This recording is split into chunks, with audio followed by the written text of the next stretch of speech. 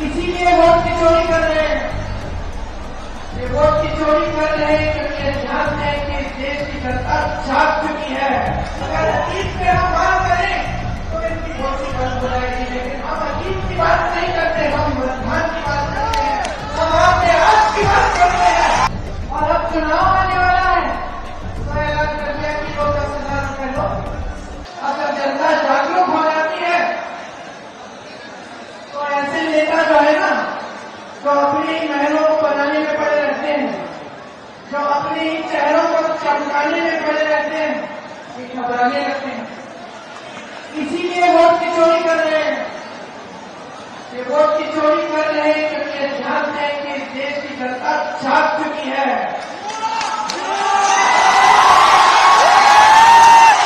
अब ये सब कोई बर्दाश्त नहीं करेगा, कोई बर्दाश्त नहीं करेगा।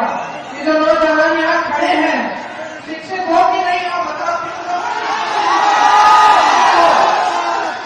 लेकिन बेरोजगार हो। और जब नियुक्तियों की बारी आती है, टाइम आता है कि इम्तिहान दोगे नौकरी के लिए, तो क्या होता है? पेपर लीक होता है, घोटाला होता है, वहां भी चोरी होती है। हर जगह घूस है, हर जगह चोरी है, हर जगह भ्रष्टाचार है।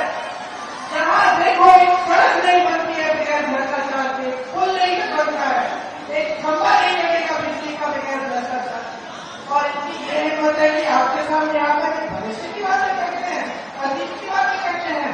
चलिए बड़े अतीत की बातें करते हैं, मैं भी करती हूँ अतीत की बात। ये जो विकास बोले कारखाने लगे किसने लगवाए? कांग्रेस पार्टी ने लगवाए। ये कांग्रेस पार्टी ने लगवाए। जो IIM है, IIT है, एम्स है, किसने बनवाए? जवाहरलाल नेहरू ने बनवाए। अगर अतीत में हम बात करें तो इनकी वोटी बंद हो जाएगी, लेकिन हम अतीत की बात नहीं करते, हम वर्तमान की बात करते हैं, हम अपने आज की बात करते हैं। और हम चाहते हैं कि इस देश का एक नौजवान, इस देश की एक बेटी खड़ी हो, अपने अधिकार को अपने हाथों में ले और इस देश के निर्माण में भागीदार बने। राहुल गांधी जी जाति जनगणना की बात क्यों करते हैं?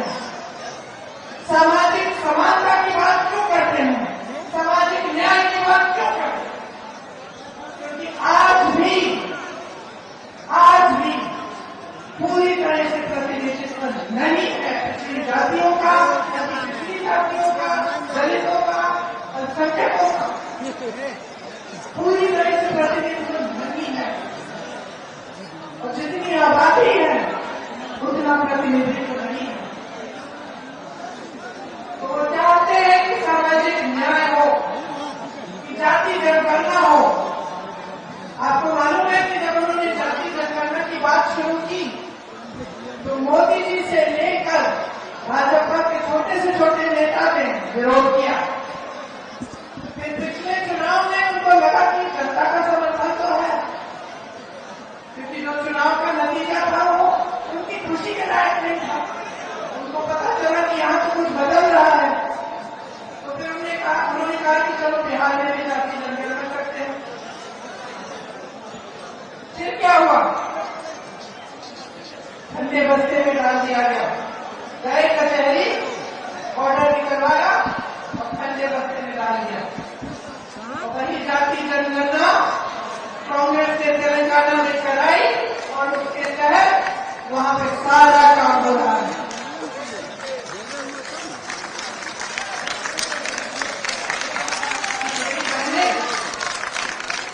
मैं भी आपकी तरह महिला हूं।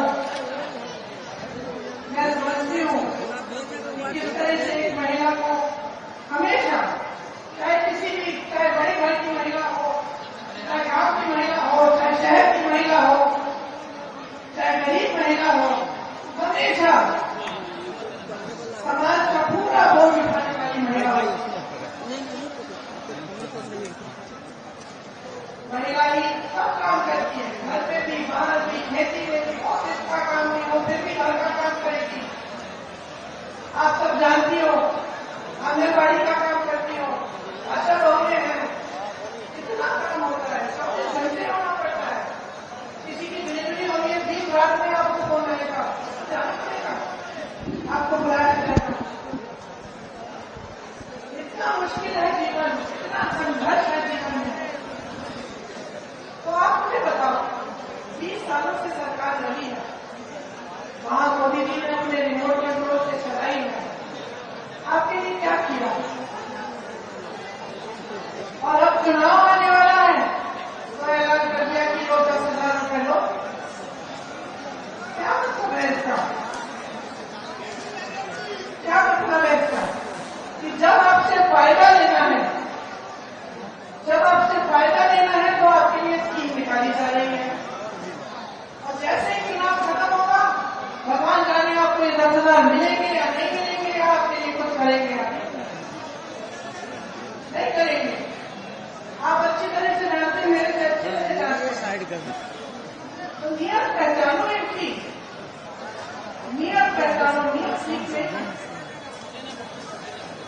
10,000 रुपए जो दे रहे हैं ना, ठीक है ले लो, लेकिन वोट एकदम सोच समझ के डालो।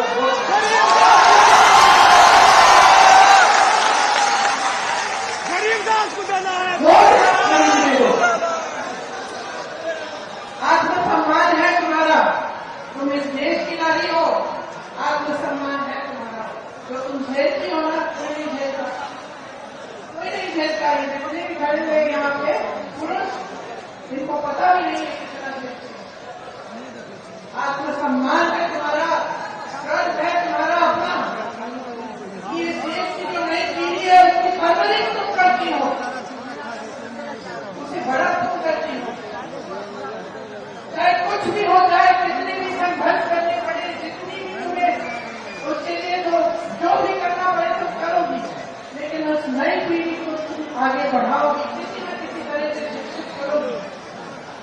मैंने यूपी में देखा है, गांव की महिलाएं थी, वो शिक्षित नहीं थी, क्या क्या संघर्ष किए उन्होंने अपनी बेटियों को पढ़ाने के लिए।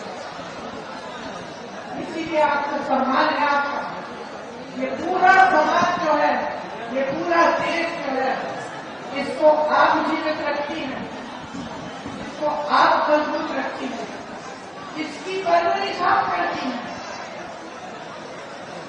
इसीलिए अपने अधिकारों को अच्छी तरह से समझ लो, अच्छी तरह से समझ लो। आज मैं भी आपके सामने खड़ी हूँ, मैं भी बताऊंगी कांग्रेस क्या करेगी। अगर नहीं किया कांग्रेस ने तो बदल लेना उसके बाद, क्योंकि हमारे लिए आप ज्यादा महत्वपूर्ण हो। Subscribe to One India and never miss an update. Download the One India app